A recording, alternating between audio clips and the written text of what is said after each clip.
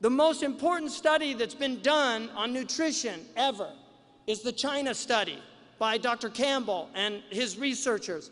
This was a first-rate researcher from Harvard, from Princeton, teamed up with Oxford. He was a completely credible scientist.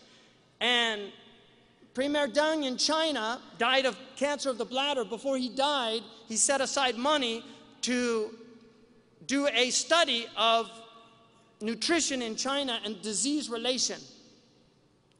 So this was independently funded.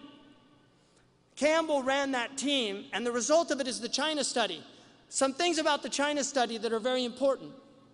The first thing is that the results were so radical that the food pyramid was changed to be more scientific. But because meat and dairy were completely minimized in the diet, the meat and dairy industry in the United States lobbied so hard that they actually changed the pyramid, which means science is no longer serving humanity, it's serving corporate interests. That's what it means. Science is serving corporate interests. That is wrong. In the China study, what they found is that in areas where their protein was less than 5% from meat and dairy, there was no cancer. There was no cancer. The original study was done in Hyderabad in India. And the Harvard scientists, they laughed at it and they said, oh, they must have got the cages mixed up. Campbell replicated this science repeatedly. Some things about meat and dairy consumption. First of all, the meat and dairy today is not the meat and dairy that Grandma and Grandpa ate. The meat that Grandma and Grandpa ate were free range, what they would call now organic. They didn't have a word for it because everything was organic 50 years ago. Organic, free range, happily raised animals on farms where they actually treated animals with some dignity. Farmers actually had relationships with their animals. They treated them with dignity. Now, and my grandfather had a cattle ranch, so I actually spent my summers on a cattle ranch, and I herded cattle, and I saw. My grandfather, the first time I got on a horse, before I got on the horse, he put a pencil in my mouth and yanked it back really hard. And he said, that's what the horse feels when you're using that bit, so don't forget it. That was my first lesson, because that's the way people taught. They had respect for their animals. In the United States, horses are not categorized as pets. They're categorized as livestock. You can starve a horse to death in America and not go to jail, which is wrong. Horses should have rights. Animals have rights in Islam. This is not a new concept. Our religion gives animals rights. Ants have rights. In the book of Zuhd, one of the Sahaba used to go out and put breadcrumbs on the anthill that was near his house, and one of the tabi'een asked him what he was doing. He said, I don't want them testifying against me on Yom Al-Qiyamah that I didn't fulfill the rights of the neighbor. I mean, this is an anthill. Sayyidina Umar, during his Khalifa, prohibited eating meat every day. This is a fact. Also, don't think vegetarianism is not from Islam. Ibn Abi Laham, one of the Sahaba, Ibn Abi Laham was a vegetarian. Kana nabatiyan. This is in the tradition. And the Prophet accepted that from him. But today, eating a lot of meat is unethical. Sayyidina Umar said, إِيَّاكُمْ وَاللَّحْمِ فَإِنَّ لَهُ ضَرَاوَةَ كَضَرَاوَةِ الْخَمْرِ.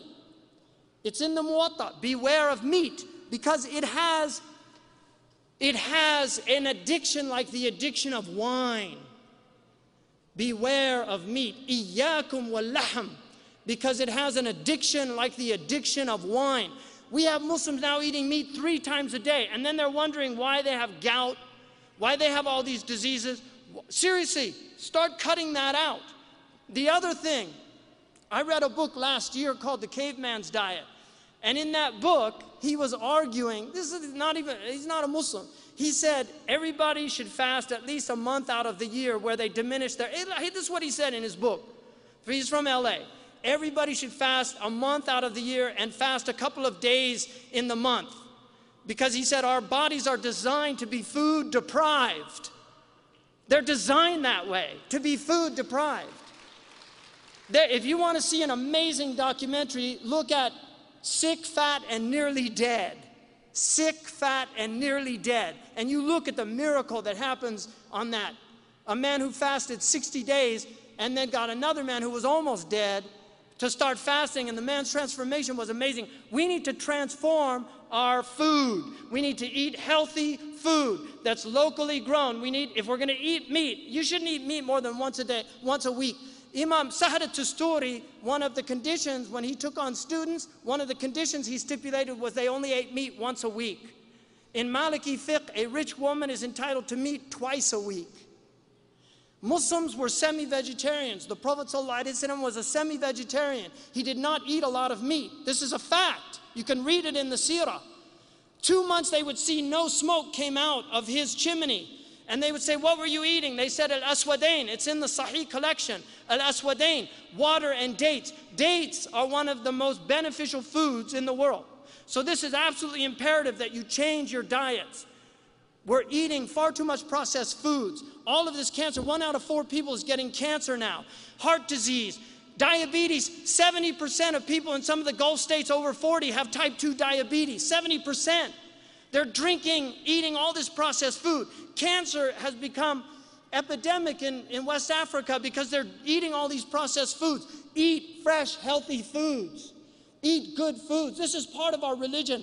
Allah doesn't mention food without mentioning halal and tayyib.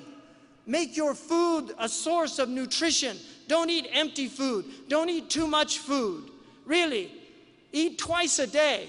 Sahal was asked, he said, what do you say about a man who eats once a day? He said, akul al-anbiya, that's the way the prophets eat. He said, what about twice a day? He said, akul al-salihin. He said, that's the way the righteous eat. And then he said, what about 3 times a day? He said, build for them a trough. Build for them a trough.